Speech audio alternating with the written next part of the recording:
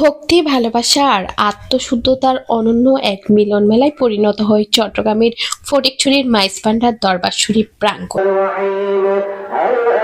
যথাযোগ্য মর্যাদা ও গভীর ভাবগাম্ভীর্যের মধ্যে দিয়ে পালিত হয়েছে শাহ সুফি মাওলানা সৈয়দ মঈনুদ্দিন আহমদ মাইজভান্ডারের 89তম বার্ষিক খুশরত শরীফ।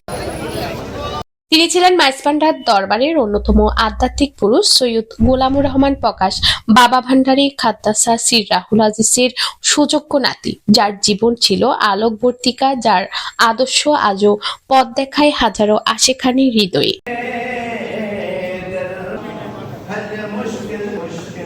26 জানুয়ারি রাতে মাইজভান্ডার দরবার শরীফ প্রাঙ্গণে আশেখানে গাউসিয়া রহমানিয়া মইনিয়া শহীদিয়া মঞ্জিলের উদ্যোগে অনুষ্ঠিত হয় পবিত্র এই আয়োজন।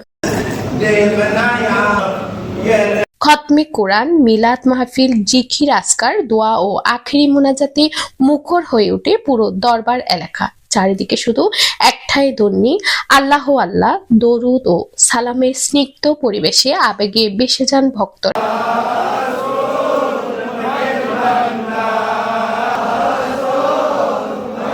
দেশের নানা প্রান্ত থেকে আগত আশেখান ও ভক্তবৃন্দ অশ্রুসিক্ত চোখে অংশ নেন এই পবিত্র মাহফিলে। কারো চোখে ভালোবাসার জল, কারো অন্তরে আত্মশুদ্ধির তীব্র আকুতি।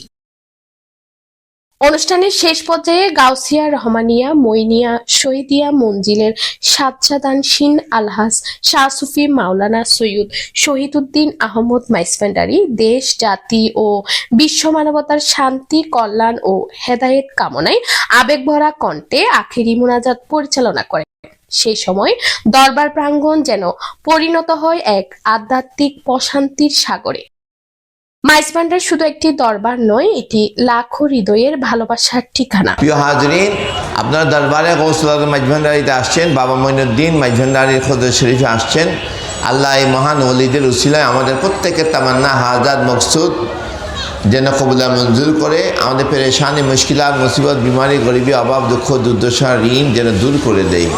আল্লাহ আমাদের এই মহান গৌসুল আজমের তরিকতের গোলামি খেদমত করার তৌফিক দান করুক, আমিন।